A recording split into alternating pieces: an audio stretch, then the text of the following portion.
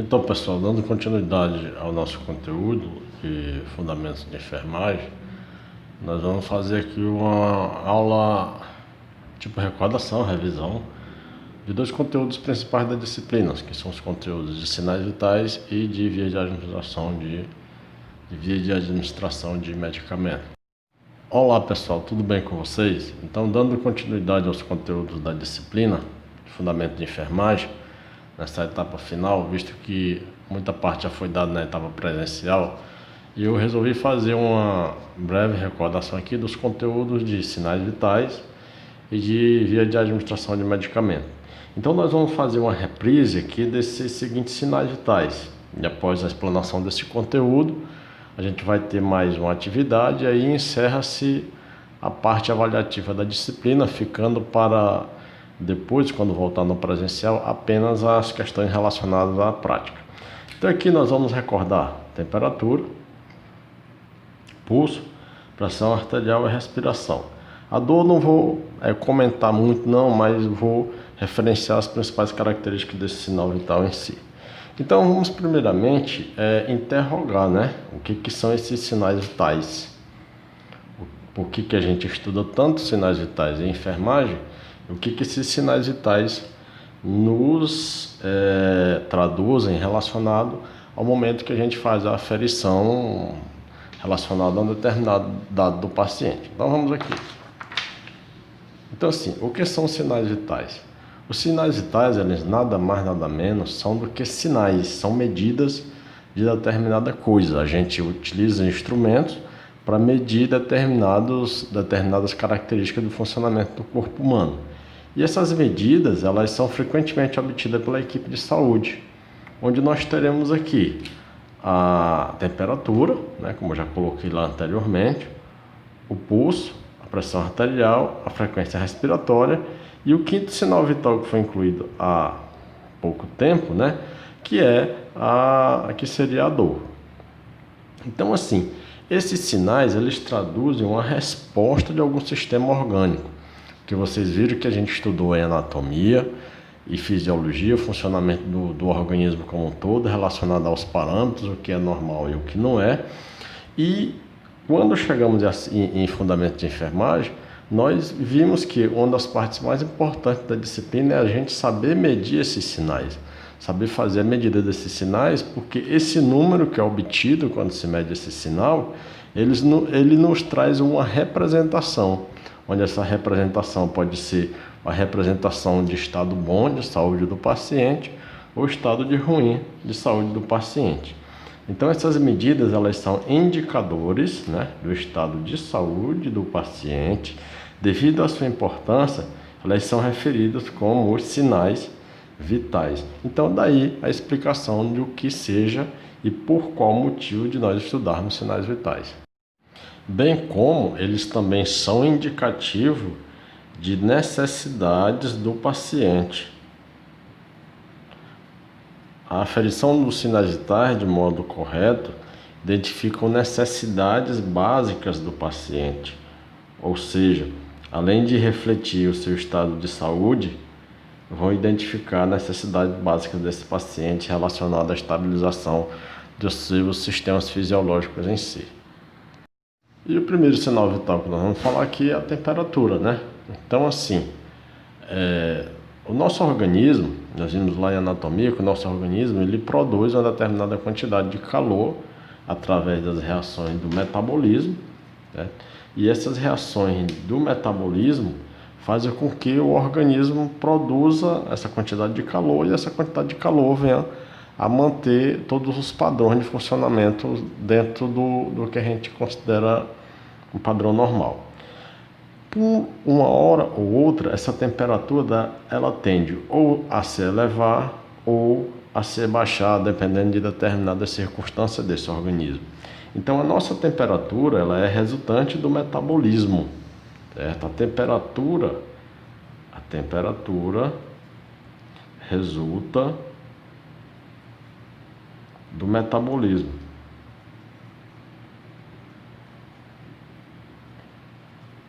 E essa temperatura ela tem um padrão. Então assim, o ser humano é mantido a uma temperatura constante que gira em torno de 37 graus, sendo que as extremidades do corpo podem apresentar temperatura menor. E os limites de temperatura em que o metabolismo pode apresentar falhas são menor que 21 graus e maior que 42 graus. Então, assim, nós geralmente nos questionamos de onde vem esse calor que o nosso organismo produz. Ele vem desse fator chamado de metabolismo, que é o conjunto de reações orgânicas que a gente faz para manter o organismo vivo. Então, a perda ou ganho excessivo de calor pode levar à morte. E quando se fala de temperatura, que nós, como trabalhadores da área da saúde, como profissionais da área da saúde, temos que ter referência e ter bastante cuidado em relação a essa variação da temperatura, porque nós sabemos que existem fatores que fazem com que a temperatura varie, mas são fatores chamados fisiológicos. Ou seja, fatores fisiológicos não são fatores relacionados à doença. Agora, os fatores patológicos, que são aqueles fatores referenciados a problemas, a doença, esses sim têm que ser vistos com cuidado e feitas suas anotações de modo específico. Por exemplo, aqui nós sabemos que a temperatura do organismo feminino ela se eleva durante um determinado período relacionado ao ciclo menstrual. Nós sabemos que durante a atividade física a nossa temperatura tende a diminuir. E aí são fatores fisiológicos. Agora, os fatores patológicos relacionados à elevação da temperatura por causa de alguma infecção, por causa de algum outro problema, são fatores que devem ser investigados. E um desses fatores de elevação da temperatura é a febre, né? Então, o que vem a ser a febre?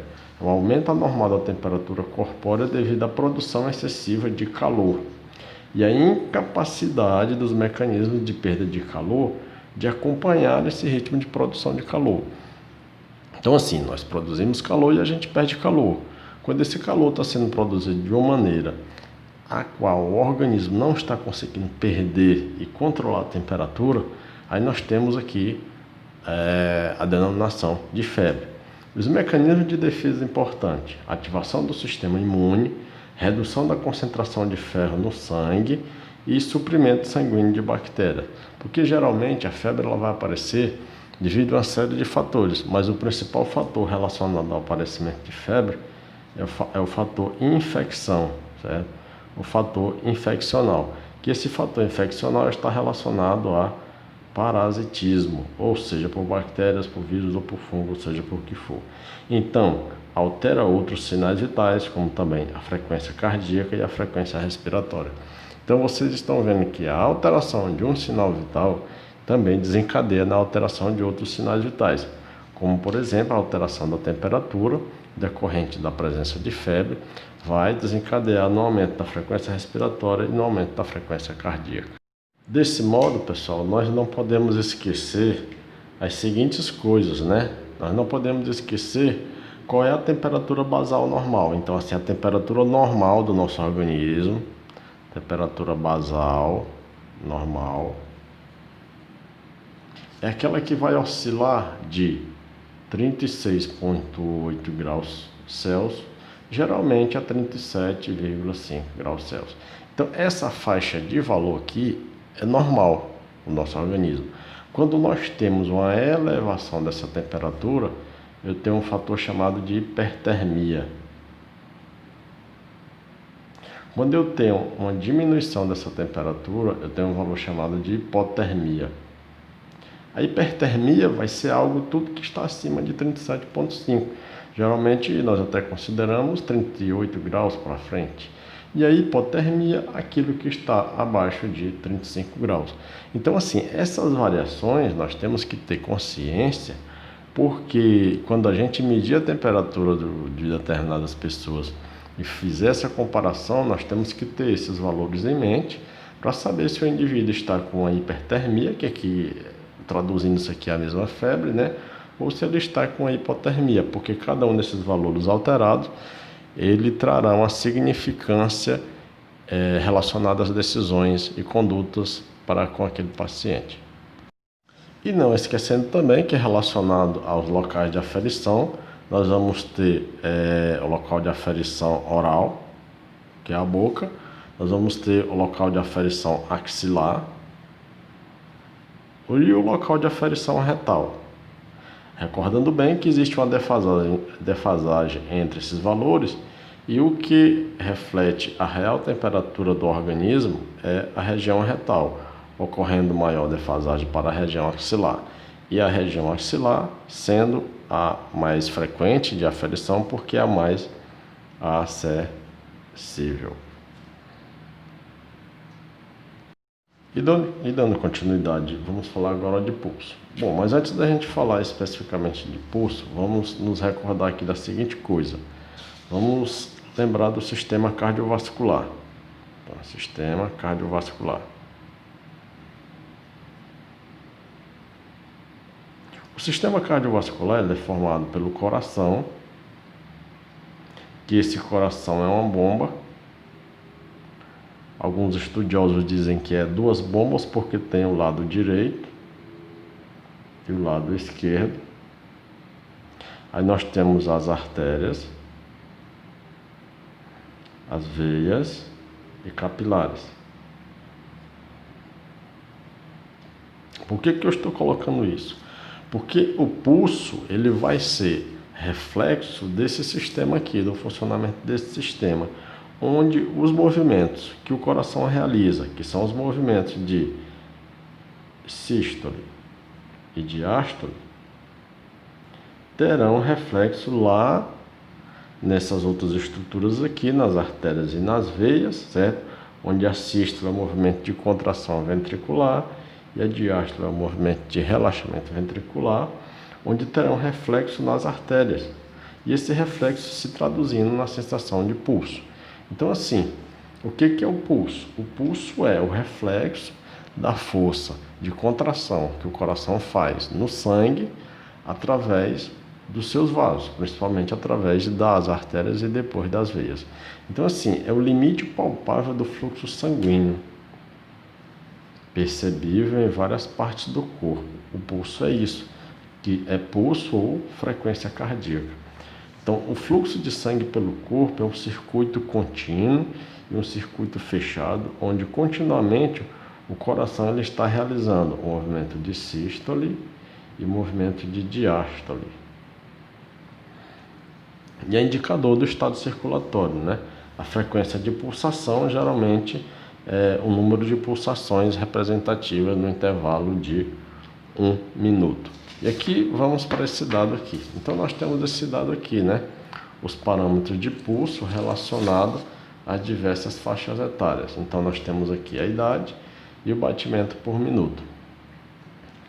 Essa tabela, eu trouxe ela para que a gente possa recordar essas variações e ver os padrões que são normais relacionados às diversas idades, enfim, certo?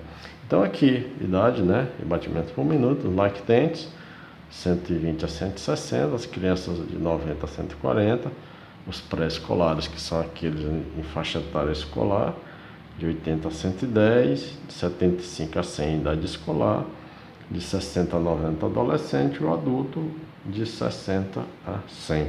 Então assim, nós não podemos esquecer principalmente desse valor aqui, que está relacionado ao adulto, e da maneira pela qual a gente faz a aferição desse pulso, bem como dos fatores que vão provocar alteração, tanto as alterações fisiológicas como as alterações patológicas relacionadas ao pulso.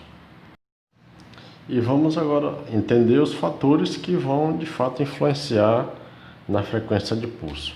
Mas antes da gente explicar cada um desses fatores, eu quero que vocês entendam o seguinte, que a frequência do pulso ela vai depender de uma série de fatores relacionados a fluxo sanguíneo,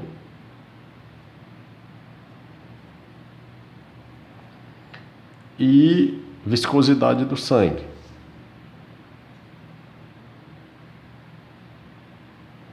Como é que nós vamos entender isso? Por exemplo, como é que a gente mede o pulso? O pulso ele é medido em batimentos por minuto, que esses batimentos por minuto estão relacionados à frequência cardíaca. Então, assim, se o fluxo sanguíneo não existe impedimento da realização dele, porque a viscosidade do sangue está ok, esse sangue não está muito viscoso, não está demasiadamente denso, para que se torne esse pulsar mais trabalhoso e mais lento, então esse pulso ele vai ocorrer de forma sem nenhum problema. Então, se nós vamos ver aqui os fatores que influenciam na frequência de pulso, tanto os fatores fisiológicos como os fatores patológicos, e os fatores que vão aumentar e que vão diminuir esse pulso. Então, vamos aqui primeiramente, o fator exercício. O fator exercício, quando esse exercício é de curta duração, ele vai aumentar a frequência de pulso. Quando o exercício é um exercício de longa duração e o atleta ele é um atleta condicionado, ele faz aquilo continuamente, rotineiramente, então essa frequência de pulso ela tende a diminuir. Como nós sabemos também que tende a diminuir a pressão arterial com a frequência diária de atividade física. A temperatura, o que ela faz com o pulso? Eleva o pulso quando o indivíduo está no estado de febre e calor e provoca uma diminuição da frequência de pulso quando o indivíduo está em hipotermia. Então, a febre faz com que o pulso aumente, o calor faz com que o pulso também aumente e a hipotermia faz com que o pulso diminua. As emoções, as dores agudas e ansiedades em gerais, que provocam um estímulo simpático e a elevação da frequência de pulso. Ora, isso é bem característico quando você recebe uma informação que faz com que você tenha uma descarga de adrenalina, seu pulso aumenta, como também a frequência cardíaca. E a dor intensa e os estímulos paroxísticos fazem com que a frequência de pulso venha a diminuir. Isso é bem contraditório, né? A gente pensa ao contrário, que o indivíduo, quando ele está com a dor extenuante, ele vem a aumentar a frequência cardíaca, mas é o contrário, a frequência cardíaca dele faz cair. As drogas em gerais, os medicamentos e cronotrópicos, como mais a epinefrina, fazem aumentar a frequência de pulso, porque esses medicamentos eles vão exigir mais da frequência cardíaca por conta do próprio metabolismo de digestão do medicamento.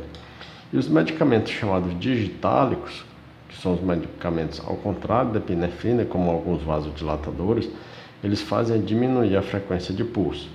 A hemorragia, quando a atividade simpática está estimulada, a frequência de pulso aumenta para compensar a perda sanguínea e não ocorre uma diminuição da frequência de pulso. Então, assim, todo indivíduo em estágio hemorrágico, o pulso dele vai estar acelerado.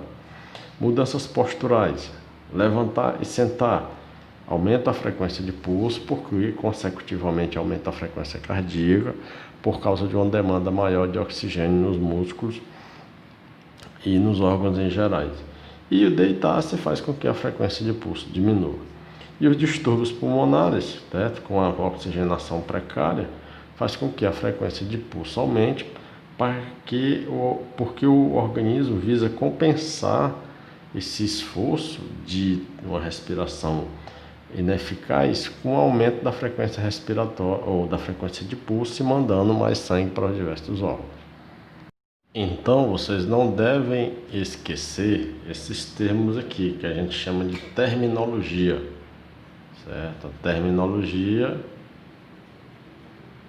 relacionada à frequência de pulso. Então, aqui, o que é uma normocardia? Normocardia é uma frequência cardíaca normal, que, como a gente sempre referencia o adulto, é de 60 a 100 batimentos por minuto. O que é uma bradicardia? Bradicardia é a frequência cardíaca anormal, que geralmente está inferior de 60 batimentos por minuto. Taquicardia. Taquicardia é uma frequência cardíaca acima do normal. Acima do normal. Que geralmente ela é maior do que 100 batimentos por minuto. E aí nós temos também os termos de bradisfigmia. O que é bradisfigmia? Brad é um pulso lento, né, que está relacionado aqui abaixo de 60, e figmia é um pulso fino. Então aqui eu tenho um pulso fino e bradicárdico. Ou seja, eu tenho um pulso fino e esse pulso está inferior a 60 batimentos por minuto.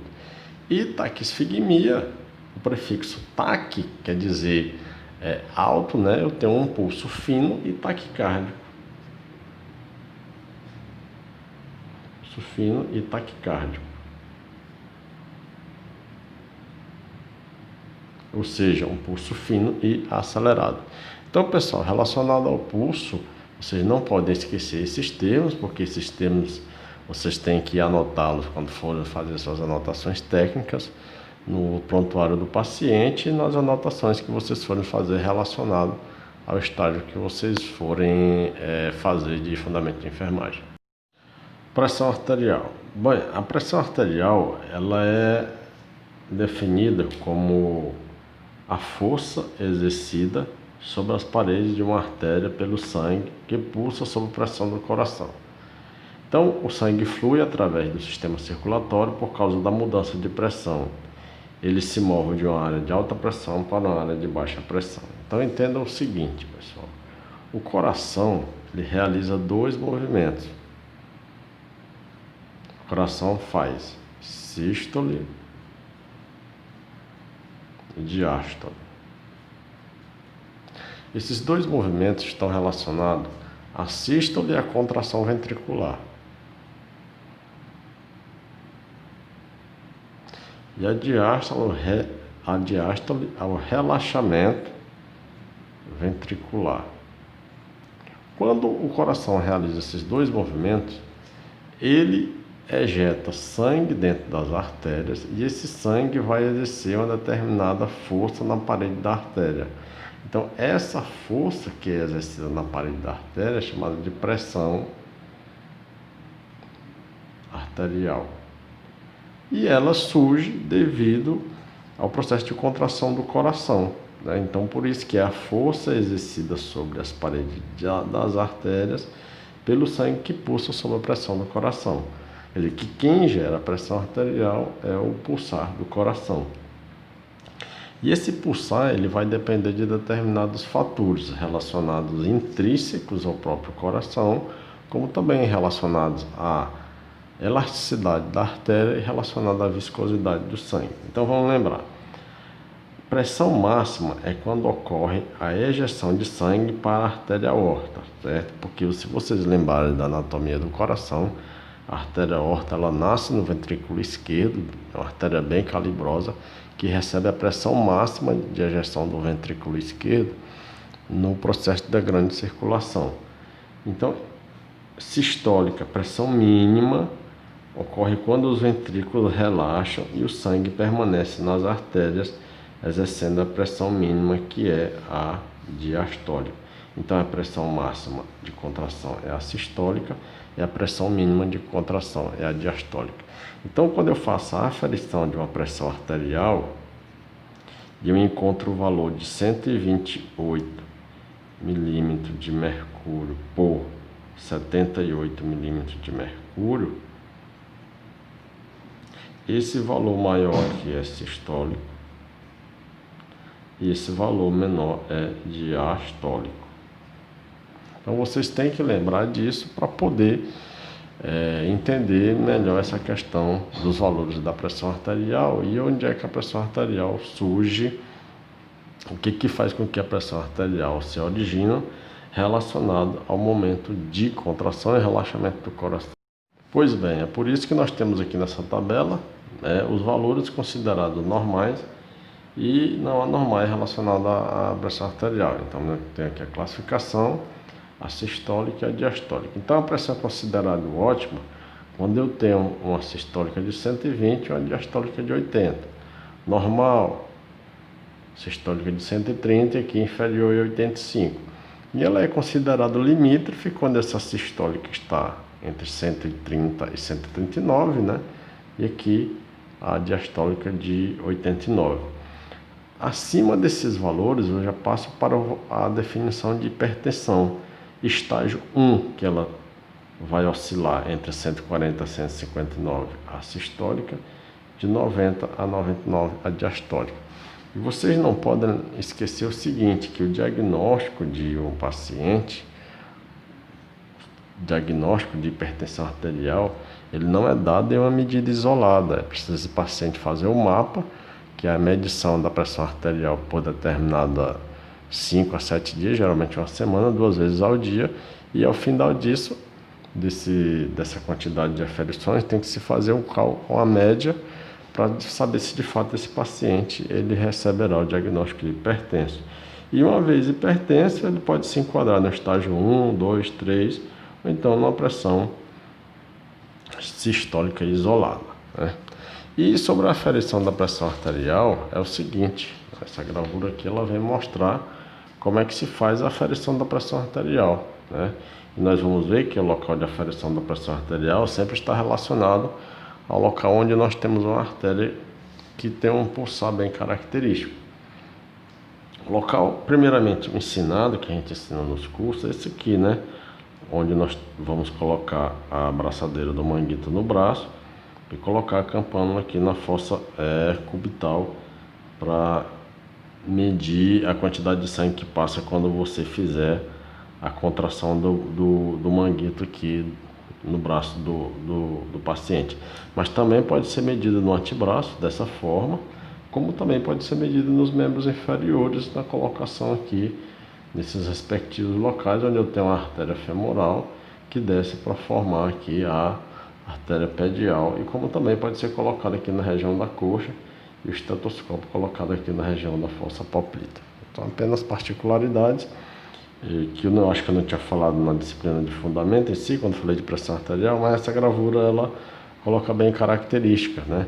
Mas essa medida aqui é sempre feita com o aparelho manual, aparelho de verificação de pressão manual. Os aparelhos digitais, eles são desenvolvidos para serem usados na região do antebraço. E não esquecendo também que no momento da aferição da pressão arterial, você tem que interrogar o seu paciente relacionado ao fato de que se ele ingeriu café meia hora antes da aferição, se ele fumou meia hora antes da aferição, se ele tomou alguma bebida alcoólica, se ele tomou alguma droga, algum medicamento e vários outros fatores que são considerados fatores padrão para você fazer uma aferição correta. Então você tem que investigar esses dados para que a sua aferição lhe dê um valor mais próximo do real relacionado àquele paciente. Agora vamos falar de respiração. Bom, a respiração ela é um dos sinais vitais onde para fazer a medida nós não utilizamos equipamento, né? Equipamento sofisticado como um termômetro ou um oxímetro, né? Mas nós utilizamos apenas a observação. Então assim, apesar de existir o oxímetro, ele me dá a saturação de oxigênio, que é um dado muito importante, que está relacionado à eficiência da frequência respiratória do paciente, porque se a saturação de oxigênio ela estiver em um valor, digamos, de 80, certo? Então esse valor aqui, ele vai me refletir que eu estou com uma respiração ineficaz, que o paciente não está captando oxigênio em quantidade suficiente no seu pulmão e está com problema relacionado a essa captação. Mas a respiração, ela é contada, certo? Apenas visivelmente olhando para o tórax do paciente. Então, bora ver aqui os detalhes. A sobrevivência humana depende da capacidade de captação de oxigênio lá no pulmão e nas trocas gasosas no evento chamado de hematose que ocorre no alvéolo pulmonar. A respiração é um mecanismo que o corpo se utiliza para promover essas trocas gasosas entre a atmosfera e o sangue e as diversas células. Então, a respiração ela vai se utilizar de dois movimentos, certo? Do momento da inspiração e do momento da expiração. Então, respiração, ventilação, o que é isso?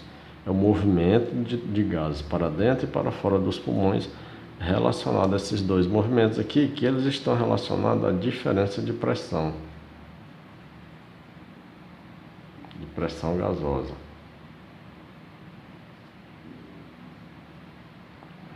E difusão, que é o movimento de oxigênio e de dióxido de carbono entre os alvéolos pulmonares e a hemácia, bem como o movimento de perfusão, que é a distribuição das hemácias para os capilares pulmonares. Então, o que tudo isso significa? Significa o seguinte: o nosso sistema respiratório realiza esses dois movimentos, de inspiração quando o ar entra, de expiração quando o ar sai, e esse ar ao entrar, ele vai fazer com que lá na região do alvéolo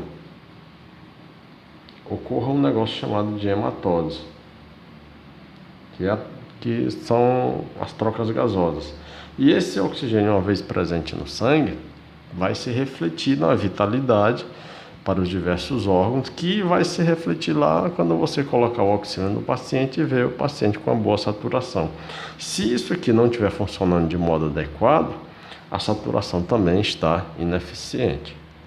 Pois bem, vamos entender aqui, né, esses dois movimentos. Então nós temos aqui o movimento de expiração, que o ar sai de dentro da cavidade da boca do paciente, e o movimento de inspiração, que o ar entra na cavidade do pulmonar do paciente. Então aqui o ar entra por inspiração, ocorre as trocas gasosas, né? O diafragma se contrai e move-se para baixo, e o ar sai por expiração, por conta de diferença de pressão, e o diafragma se relaxa e move-se para acima. Após isso aqui, lá no pulmão, ocorreu a hematose, que é o principal evento do movimento respiratório, que são as trocas gasosas. E é por conta desses detalhes que aí vem a frequência, né? Então a frequência respiratória, para a gente medir esse sinal vital, para a gente contar, vai ser contado o movimento em ciclos, ou seja, o movimento de inspirar e expirar eu conto um ciclo.